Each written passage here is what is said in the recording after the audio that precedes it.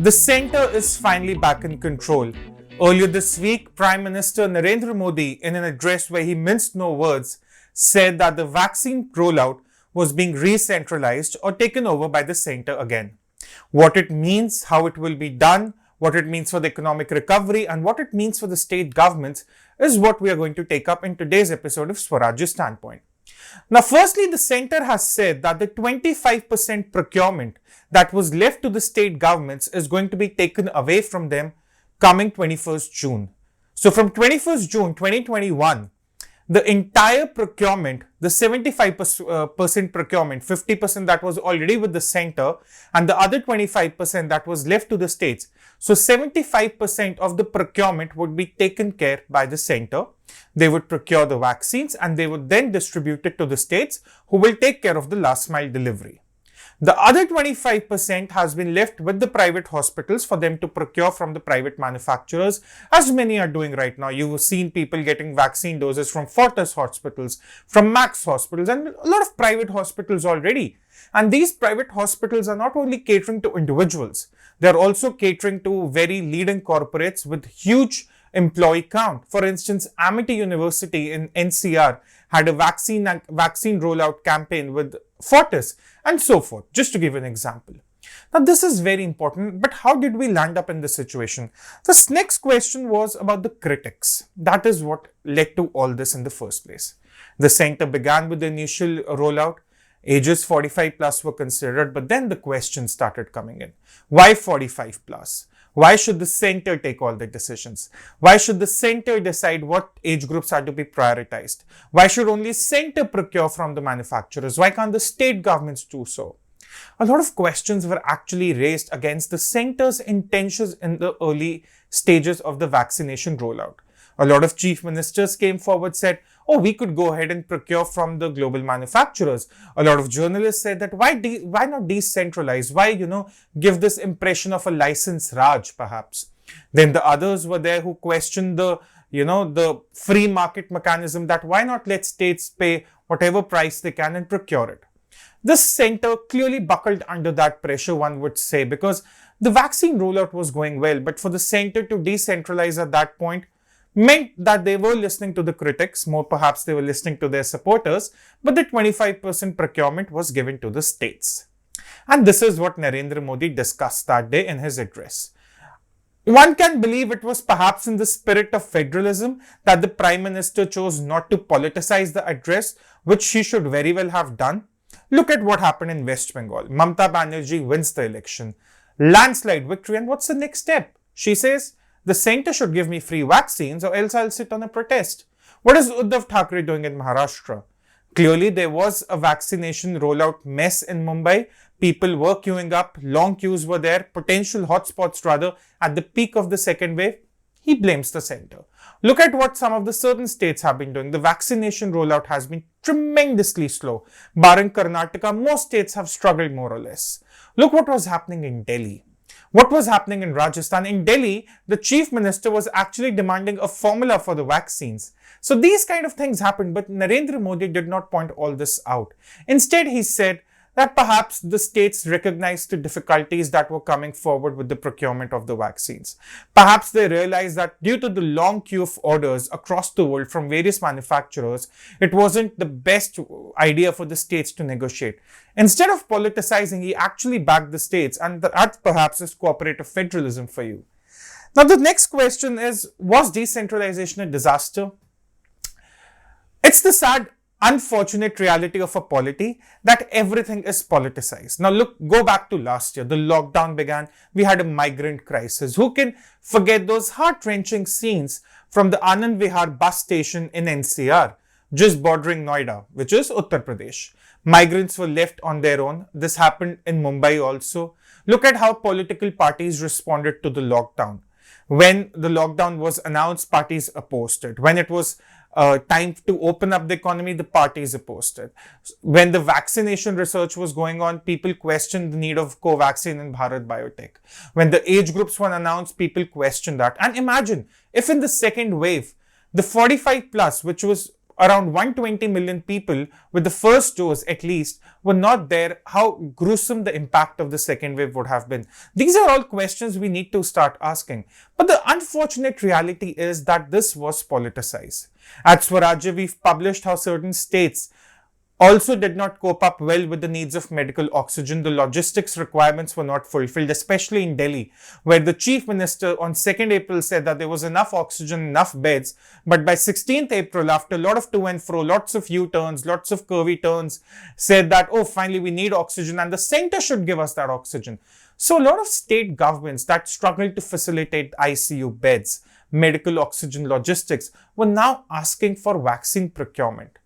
Ideally, the center should have taken lessons from there and not decentralized the process, leading to this little phase of mismanagement. But nevertheless, it's India. You have to do the wrong thing first before you end up doing the right thing. But even then, this 1 month where the states were responsible for the procurement, the center has gone from 120 million to 230 million. That's a commendable number. And of course, the role of private hospitals cannot be also counted out. So all of them together have managed to get to 230 million. And now with more orders being placed, just yesterday, the central has placed orders for almost 44 crore doses. So lots of vaccines will now keep coming in. There will be a surplus. Already in Delhi, there are a lot of Covishield slots that are lying empty. So things are improving.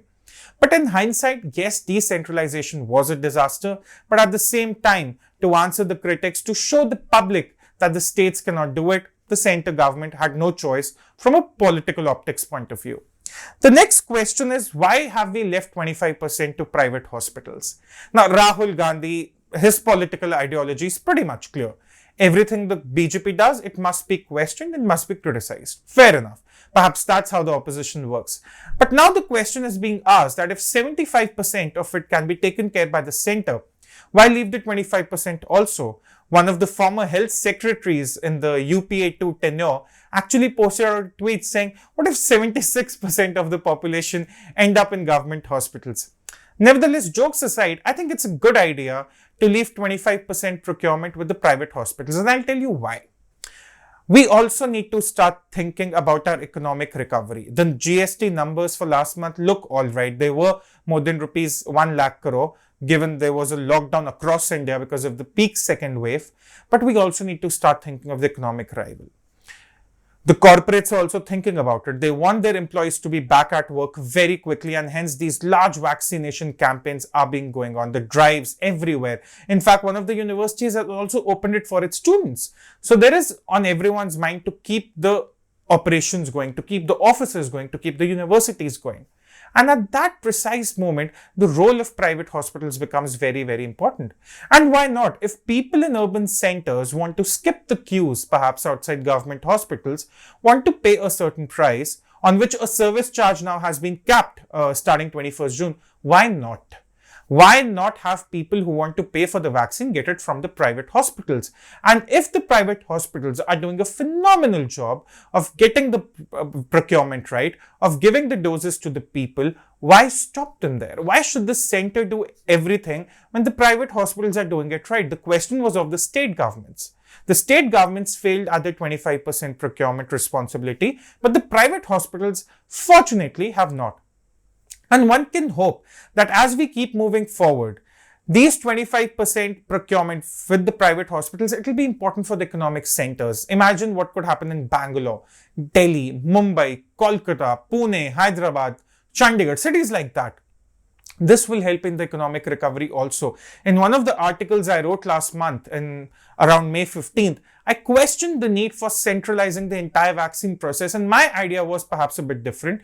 My idea was that perhaps the free vaccination program should be for rural India, around 800 million people, and that you should begin with the economic centers first. Let the diversion of all the vaccine doses be towards 50-60 top economic centers in India and get the economy going, while starting August, you have a mass campaign in rural India for free vaccines. Nevertheless, most of it has been done.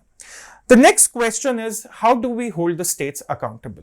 This is the important point. The center will now procure give it to the states. States have to pay nothing. It's all free of cost. But you need to hold the states accountable as well.